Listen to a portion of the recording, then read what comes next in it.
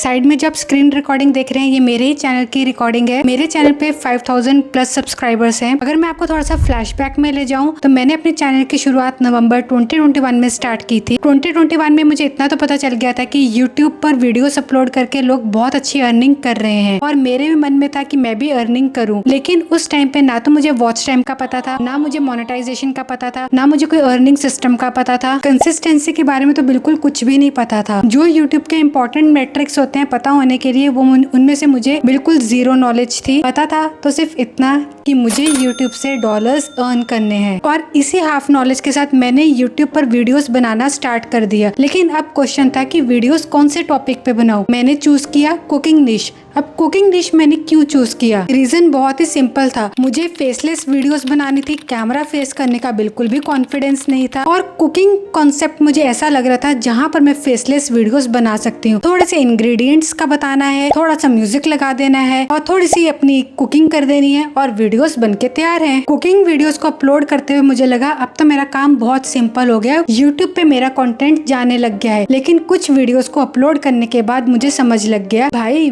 YouTube पे videos को upload करना इतना इजी नहीं है, इतना सिंपल नहीं है जितना ये यूट्यूब पर दिखाई देता है। और इसके पीछे एक एक्चुअल रीजन भी था। मेरी एक्सपर्टीज कुकिंग में नहीं थी, एसईओ में थी। मैं एसईओ फील्ड में तकरीबन पिछले 8 साल से काम कर रही थी। उस टाइम पर कुकिंग मेरे लिए सिर्फ एक रूटीन थी, खाना बनाऊंगी तो खाना खाऊंगी। लेकिन फिर भी कुकिंग वीडियोस बनाते बनाते मुझे यूट्यूब का एल्गोरिथम थोड़ा थोड़ा समझ आने लग गया था। वॉच टाइम क्या होता है, क्लिक थ्रू रेट क्या होता है, थंबनेल क्यों अच्छा होना चाहिए और वायरल वीडियो का मतलब भी समझ आने लग गया था। वायरल वीडियो का मतलब कभी भी मिलियंस ऑफ व्यूज आना नहीं होता है। जो वीडियो आपके चैनल पे सबसे अच्छा परफॉर्म कर रही है, सबसे अच्छे व्यूज ला रही है, सबसे अच्छा वॉच टाइम दे रही है, वही आपके चैनल की वायरल वीडियो होती है। जनवरी 2022 में मेरी 2 वीडियोस पे बहुत अच्छे व्यूज आए थे और वो मेरी एक्सपेक्टेशन से बहुत हायर व्यूज थे। मेरी पिछली वीडियो से बहुत ज्यादा अच्छे व्यूज थे और वही मेरे चैनल की फर्स्ट वायरल वीडियोस थी। उस टाइम पे मुझे लगा यूट्यूब पे ग्रोथ पॉसिबल है और तभी मेरे साथ एक बहुत ज्यादा इंटरेस्टिंग चीज हुई। एक दिन मैंने यूट्यूब पर देखा बहुत सारे क्रिएटर्स एसईओ पर भी वीडियोस बना रहे हैं। एसईओ टॉपिक को बहुत अच्छे से समझा रहे हैं, बैकलिंक समझा रहे हैं, ऑन पेज समझा रहे हैं, ऑफ पेज समझा रहे हैं। और तभी मैंने सोचा कि जिस चीज की मुझे नॉलेज है मैं उस टॉपिक पर वीडियोस क्यों नहीं बना रही हूँ। तो मैंने अगस्त 2022 में एक डिसीजन लिया कि मैं अपनी कुकिंग वीडियोस को स्टॉप करके एसईओ टॉपिक पर वीडियोस को बनाना स्टार्ट करूंगी। और मैंने क्या किया, मैंने अपनी सिर्फ 2 वीडियोस को पब्लिक रखा जिन पे मुझे अच्छा वॉच टाइम मिला था और बाकी की सारी वीडियोस मैंने प्राइवेट कर दी और मैंने एसईओ टॉपिक पर वीडियोस को बनाना स्टार्ट कर दिया। तो धीरे धीरे करके मैं वीडियोस को बनाती गई और मेरे जो सब्सक्राइबर काउंट था वो धीरे धीरे करके इंक्रीज होने लग गया। जब मैं 700 सब्सक्राइबर के पास पहुंची तो मुझे धीरे धीरे करके ईमेल्स आनी स्टार्ट हुई। तो being a new creator on the YouTube हम किसी पर भी इजीली ट्रस्ट नहीं कर पाते हैं, हम ईमेल्स पर भी इजीली ट्रस्ट नहीं कर पाते हैं। कई ईमेल्स तो मैं ऐसे ही स्किप कर देती थी कि भी शायद कोई ऐसे ही कोई ईमेल्स होंगी। लेकिन जब रैंडमली मुझे काफी बार ईमेल्स आने लगी और सब्जेक्ट लाइन में लिखा होता था need backlink services, need SEO services, तो मैंने धीरे धीरे करके उन ईमेल्स को रीड करना स्टार्ट किया, उनके साथ कम्युनिकेट करना स्टार्ट किया। कभी मैंने व्हाट्सएप पे बात की तो कभी मैंने फोन पे बात की उनके साथ। तो जनवरी 2023 में मैंने अपना फर्स्ट प्रोजेक्ट यूट्यूब के थ्रू उठाया जिसका मुझे उस टाइम पे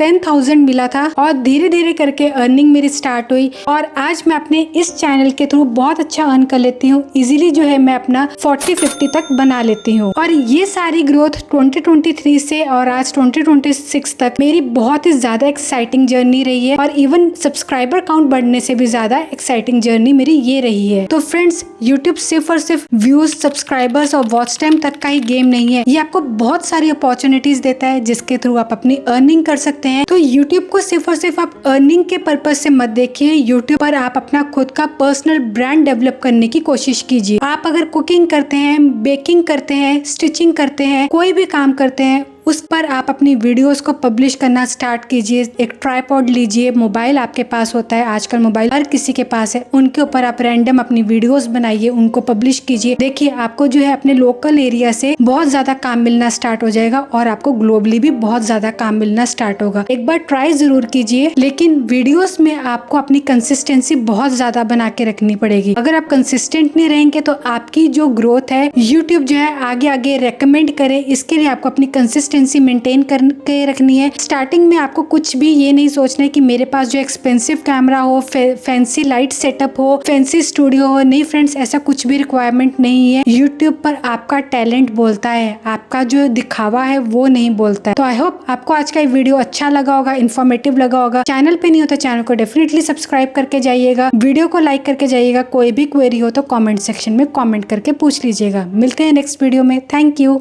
बाय बाय।